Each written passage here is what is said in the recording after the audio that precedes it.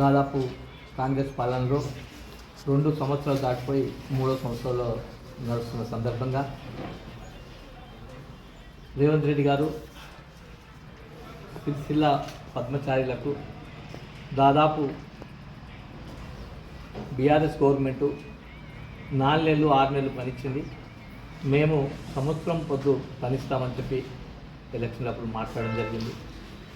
గతంలో బకాయిలు సుత మేము చెల్లించామని అంటారు. అసలు వాస్తవానికి సిరిసిల్ల పట్టణంలో ఈ రోజు వరకు 2.5 సంవత్సరాల కింద నడిపిన బట్టకు సుత ఇంకా కొంత పెండింగ్ ఉంది. ఇంకా 40-50 కోట్లు ఇప్పటి వరకు చెల్లించలేదు. అది వాస్తవం.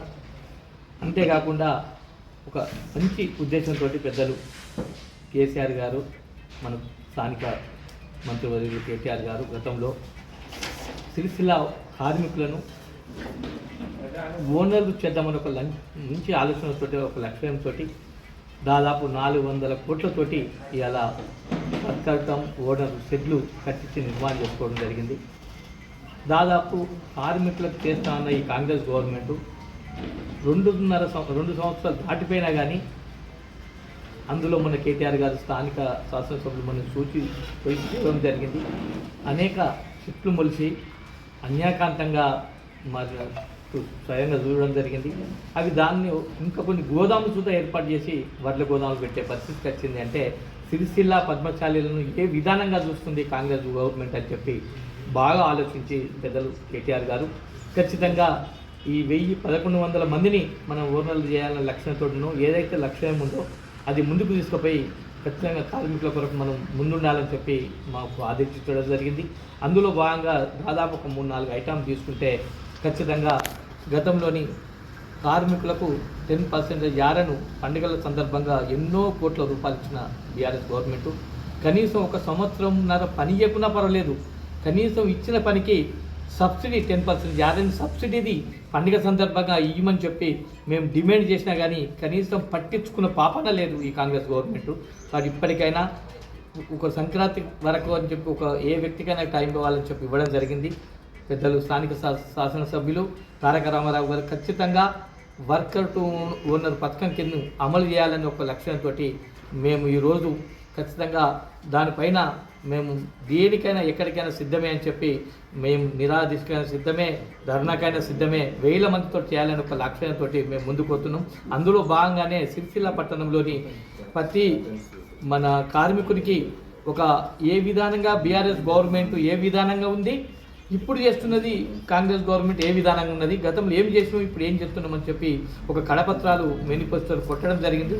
అది ఈరోజు మా జిల్లా అధ్యక్షుని సమక్షంలో, రాష్ట్ర కార్యదర్శి ప్రవీణ్ సమక్షంలో, మరి కార్మిక విభాగం మన అధ్యక్షుడు వెంగళ శ్రీనివాసు, మరి మా సెక్రటరీ ఉపాధ్యక్షులు, మా పార్టీ మాజీ కౌన్సిలర్లు, మరి పార్టీ నాయకత్వం అంతా దీనిపైన ఖచ్చితంగా పోరాడి 1100 మందిని ఇలా ఒక కార్మికులను ఓనర్గా మార్చే లక్ష్యంతో మా కేటీఆర్ గారు ముందుకు పోతుండ్రు. ఆ సభను ఖచ్చితంగా ఆ ధర్నాను మరి ప్రతి ఒక్క కార్మికులు పాల్గొని ఖచ్చితంగా దానికి విజయవంతం చేసి ఆ పోరాటంతో 1100 మందిని ఇలా ఓనర్లు చేసుకునే మనం ముందుకోవాలని చెప్పి ఈ లక్ష్యంతో ఈరోజు ఈ ప్రెస్ మీట్ ద్వారా కార్మికులకు అందరికీ తెలియజేయడం జరుగుతుంది. ఖచ్చితంగా ధర్నా రోజు ప్రతి ఒక్క కార్మికులు పాల్గొని కేటీఆర్తో రావడం జరుగుతుంది. కాబట్టి మీరందరూ దీనిలో కార్మికులందరూ పాల్గొని విజయవంతం చేయాలని చెప్పి కోరుకుంటున్నాను.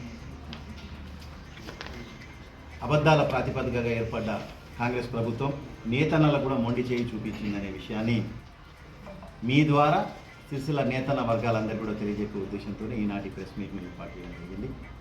మరి ఆనాడు బీఆర్ఎస్ ప్రభుత్వం ఏర్పడగానే నేత కార్మికులందరినీ దృష్టిలో పెట్టుకొని పవర్లూమ్ కానీ హ్యాండ్లూమ్ కానీ 1200 కోట్ల రూపాయల బడ్జెట్ కేటాయించిన ఘనత కేసీఆర్ గారికి, కేటీఆర్ గారికి దక్కుతుంది. అంతేకాకుండా సిరిసిల్ల నేతన్నలు ఆత్మహత్య చేస్తున్న సందర్భంలో మరి ఆనాడు 2006లోనే 50 లక్షల రూపాయలు ఒక ట్రస్ట్ ఏర్పాటు చేసి పద్మశాలి సంక్షేమం కొరకు వాడే విధంగా ఏర్పాటు చేసిన మహనీయులు తెలంగాణ ప్రదాత కేసీఆర్ గారు. మరి ఎప్పుడైతే 2014లో బీఆర్ఎస్ ప్రభుత్వం ఏర్పడిందో ఆనాటి నుంచి నేతన్నలను దృష్టిలో పెట్టుకొని బతుకమ్మ చీరలను ఒక వినూత్నమైనటువంటి కార్యక్రమాన్ని ప్రారంభింపజేసి అది సిరిసిల్ల మన దగ్గర ఉన్న పవర్లూమ్ల మీద నేయడానికి వీలైన అనువైనటువంటి వస్త్రాలను 6 సంవత్సరాల్లో 3,313 కోట్లతోని మనకు ఆర్డర్లు ఇవ్వడం జరిగింది. అంతేకాకుండా దానికి అదనంగా ఆర్వీఎం కానీ, కేసీఆర్ కిట్ కానీ, రంజాన్ తోఫా కానీ, క్రిస్మస్ గిఫ్ట్ కానీ ఈ విధంగా చూస్తూ పోతే ప్రతి ఆర్డర్ కూడా రాష్ట్ర వ్యాప్తంగా ఉన్నది సిరిసిల్ల నేతన్నల మీదనే ఆధారపడి చేయించినారు. తద్వారా సిరిసిల్లలో ఉన్న నేత కార్మికులందరూ కూడా సుఖమైన జీవితం గడిపడం జరిగింది. మరి అంతేకాకుండా ఆనాడు 2014కు పూర్వం ఉన్నటువంటి కాంగ్రెస్ ప్రభుత్వం థ్రిఫ్ట్ పథకాన్ని కూడా అమలు చేయలేకపోయింది.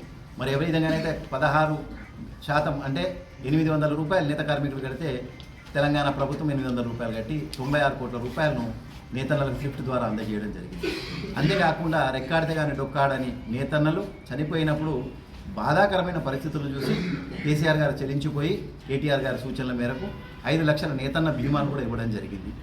అంతేకాకుండా ప్రపంచంలో ఎక్కడ కూడా నేత కార్మికుడికి కూలీ తప్ప ఆ పైన వారికి లాభించేది ఏమి ఉండదు. అట్లాంటి సందర్భంలో కూడా 10% యారన్ సబ్సిడీని వారు బతుకమ్మ చీరలు తయారు చేసిన ప్రతి మీటర్కు ₹1.45 చొప్పున 37 కోట్ల రూపాయలు ఇవ్వడం జరిగింది. మరి ఎప్పుడైతే మరబికాలను ఆధునీకరణ చేయడం కూడా ప్రభుత్వమే 30 కోట్ల రూపాయలు వెచ్చించి 100% పవర్లు కూడా ఆధునీకరణ చేయడం జరిగింది. పింజరా డాబీ అని ఏదైతే బతుకమ్మ చీర కొరకు అధునాతనమైనటువంటి సౌకర్యాలు కల్పించుకోవాల్సిన వాటికి కూడా 19 కోట్లతోని కూడా మన మరమగాలను ఆధునీకరించడం జరిగింది. ఇన్ని చేసి మరి ఆనాడైతే కేసీఆర్ గారు మీకు ఏడాది పొడుగునా పని ఇవ్వలేదు, మరి మేమే వచ్చినట్టయితే ఏడాది పొడుగునా పని ఇస్తా అని చెప్పి ఇటు ఆడబిడ్డలను మోసం చేశారు, ఇటు నేత కార్మికులను మోసం చేశారు. 2 సంవత్సరాలు ఇవ్వాల్సిన బతుకమ్మ చీరలను ఇవ్వనే లేదు.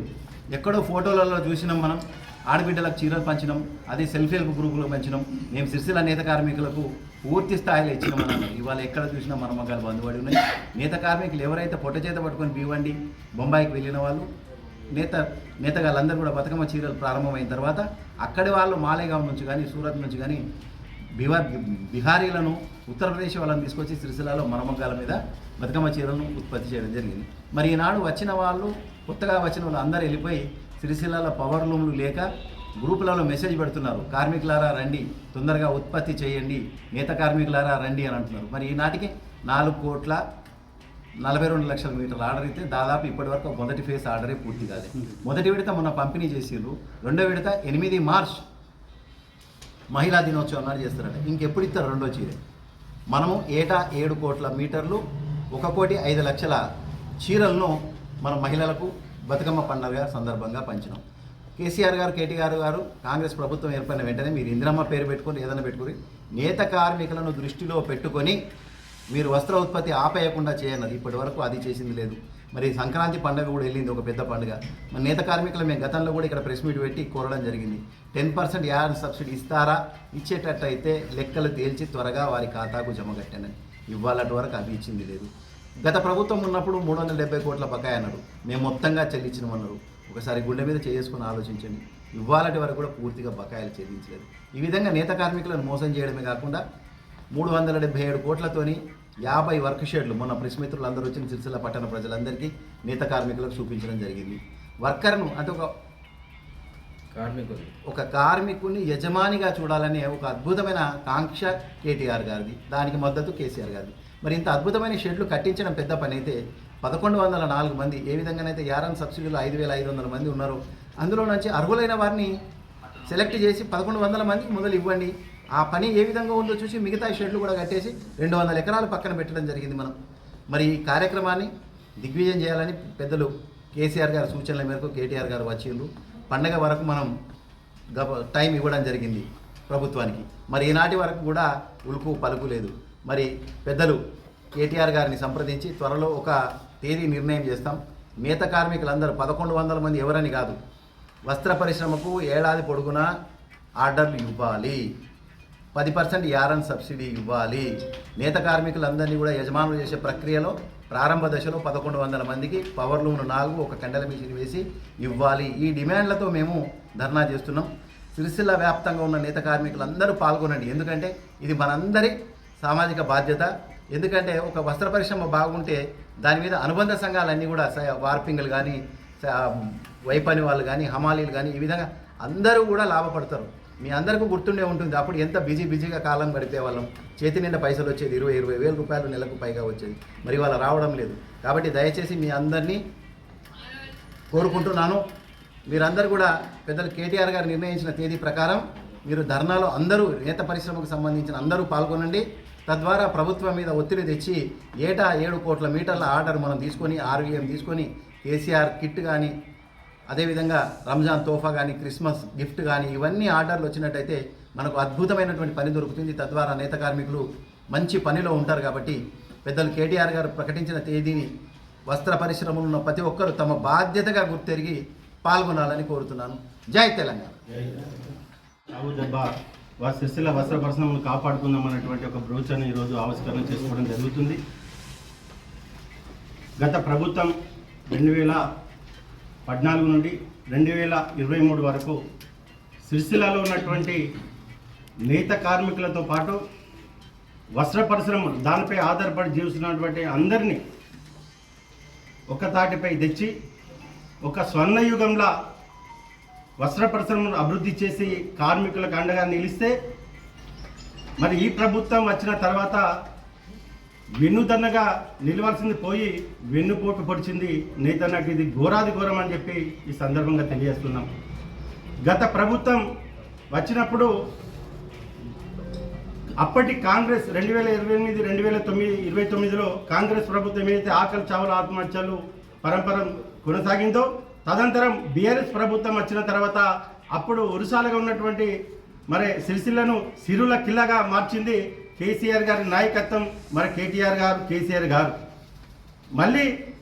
ఇప్పుడు మళ్ళీ కాంగ్రెస్ అధికారంలోకి వచ్చిన తర్వాత మళ్ళీ ఆత్మహత్యలు పరంపరం సాగడం అనేది నిజంగా ఇది సిగ్గుచేటు.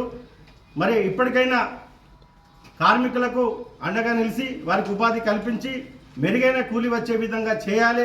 ఎందుకంటే ఇప్పటికి మనం చూస్తూ ఉన్నాం, ఇప్పటికీ వలసలు చాలైనాయి. భీమండి, సూరత్, బొంబాయి లాంటి ప్రాంతాలకు వలస వెళ్తూ ఉంటే కొంతమంది లేబర్ అడ్డా కాడ మరి కూలీలుగా మారుతున్నటువంటి పరిస్థితి మనం చూస్తూ ఉన్నాం. అలాగే గత ప్రభుత్వం ఏదైతే పథకాలు పెట్టిందో ఆ పథకాలను కూడా నిర్లక్ష్యం చేస్తూ ఆ పథకాలను కూడా వెనక్కి పంపించే విధంగా ఈ కాంగ్రెస్ ప్రభుత్వం పూనుకోవడం నిజంగా ఇది సిగ్గుచేటు. యథావిధిగా గత ప్రభుత్వం ఏదైతే పథకాలు ప్రవేశపెట్టిందో యథావిధిగా కొనసాగించాలి. మరి కేటీఆర్ గారు మొన్న చెప్పిన విధంగా ఈ వస్త్రమును కాపాడుకుందాం, మరి అండగా నిలుద్దాం అనే విషయంలో మరి పోరాటం చేద్దాం అని చెప్పి ఏదైతే నేత కార్మికులందరూ కూడా పిలుపునివ్వడం జరిగిందో, మీది మన అందరి పోరాటం, ఆకలి కేకల పోరాటం. కాబట్టి వస్త్ర పరిశ్రమ మరియు అనుబంధ సంఘాల కార్మికులందరూ కూడా ఏ తేదీ ప్రకటించినా ఎప్పుడు పిలుపునిచ్చినా కూడా పెద్ద ఎత్తున తరలి వచ్చి మరి కేటీఆర్ గారు చేస్తున్నటువంటి పోరాటానికి మీ అందరూ కూడా మద్దతు తెలిపి విజయవంతం చేయాలని చెప్పి కూడా మేము బీఆర్ఎస్ కార్మిక విభాగం పక్షాన మీ అందరికీ విజ్ఞప్తి చేస్తా ఉన్నా.